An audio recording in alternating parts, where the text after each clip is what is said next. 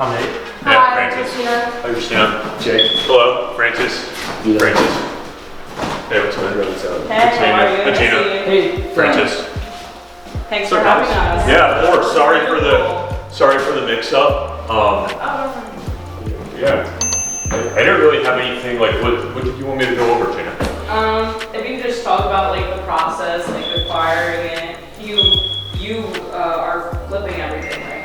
No, so originally I was sitting here this past summer with just sitting on some cash. So I don't know, I wasn't really like in the market, but then what I would say is like July 4th until Labor Day weekend, that's like the second slowest time in the market. So there's always an opportunity for better deals. So yeah, like what I saw as this property was it was like super beat up, super old when I first got in. But this is like a 20-foot wide parcel. It's I think almost like 45 to 50 foot deep. So it's a true 4-bedroom. And then I kind of just saw the opportunity. Originally I wanted to hold it just like as a rental. So so there were two things that kind of make sense. Like I saw that I could rent this thing for like $5,000 a month. And then originally, like I could have gotten an interest rate on this thing at like maybe like 4.25%, and then the rates kind of changed. So that's an interest rate now, like a cash out refi, 75 LTV would be like in the low 6s. So then yeah, that's why I think I'm going to put it on the market for 1.1 million. But the original intention was just to rent it out. Yeah. So.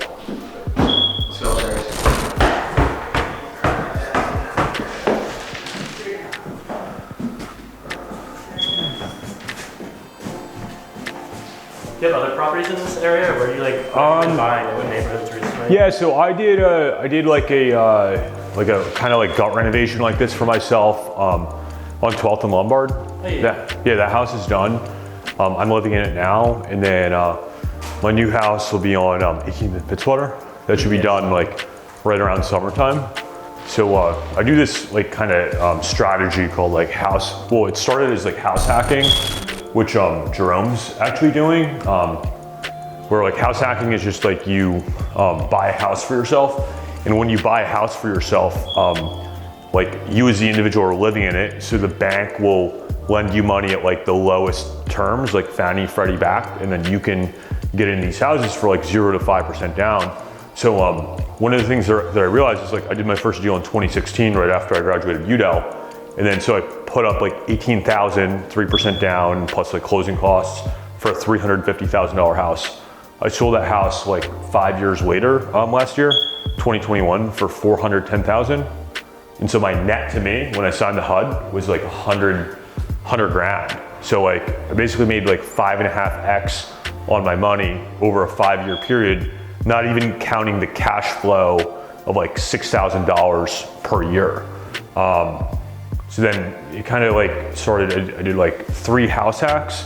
And then once I just started like scaling with my real estate business, selling a lot more real estate, I started doing these like BRRRR deals. And then like I like the single family rentals. I think one of the benefits of having like super high-end rentals like this that, you know, lease from like $4,000 to $6,000 a month is you get tenants that are phenomenal, that pay the rent every month. Actually, one of the issues, the 1917 North Lawrence triplex, the top like penthouse tenant isn't paying rent, so now we have to send an eviction letter, and but like with these like higher end rentals and single family homes, you typically don't see these issues, which I like. It's just like so much easier to collect the rent.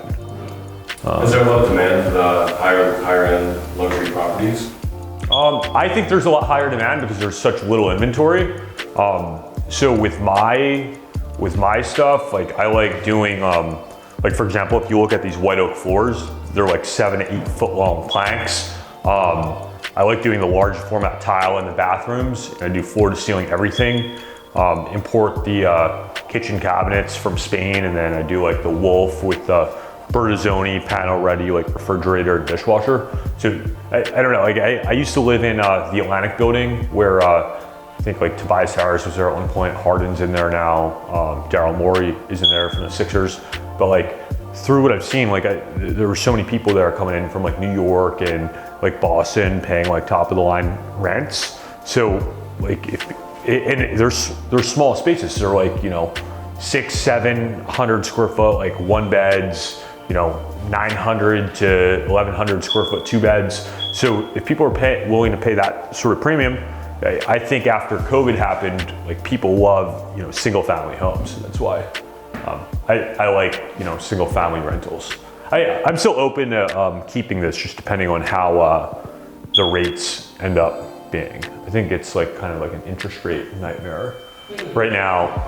I haven't experienced it where I think like rates were at, like you could get 30-year fixed money like in November for like 2.75%, and now people are like locking in at 5.25 to 5.5%, which is like, you know, 80 to 100% more. You know, we'll see how the market reacts. How long has this been on the market for? It's not really on the market yet because it's not done. Okay. So I think hopefully another like week or two, it'll like be totally clean and like ready to go. Okay. So yeah. Yeah, could you talk more on your relationship with like iFund Cities? I know we've had like a good relationship with them and they've come and done some underwriting workshops, but. Yeah. So Chris is like a good friend and client. Previously, before Chris started lending money with iFund Cities, Chris was developing real estate. I still think he does his own deals. But yeah, what inspired this deal was I sold a property for Chris for I think like 1.15 million, like in the middle of like the heat of COVID. This is like April 2020, so everything was like super shut down, and the fact that someone still bought that with like a month on the market in the middle of COVID, I thought was awesome. So yeah, Chris, I had a deal in like Boca Raton, Florida, where I kind of just, again, I actually bought that Florida deal around the same time as this deal. But I just saw Florida as like, I see a lot of appreciation there. One of my good friends who's worth like 100 million, he just sold like a lot of his inventory in DC and then moved it down to Florida. So yeah, I think there's like a lot of long-term growth and upward trajectory in Florida. So yeah, I did my first deal with Chris myself when kind of like this. I bought a single family home like for 450,000, put 150,000 in it, and I'd say like my analysis of Florida appreciating was correct. Like I'm super delayed on construction, but like the place went up $250,000 in 6 months. So I'm like, whatever, take as long as you want. Like, I don't really care.